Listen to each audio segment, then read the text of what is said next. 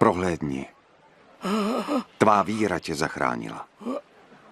Já vidím. Já vidím.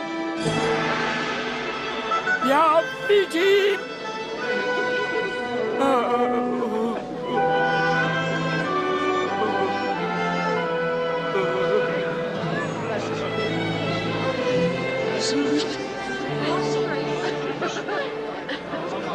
Na cestě do Jeruzaléma potkával Ježíš mnoho zástupů.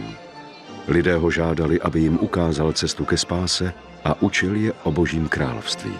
To je opravdový prorok.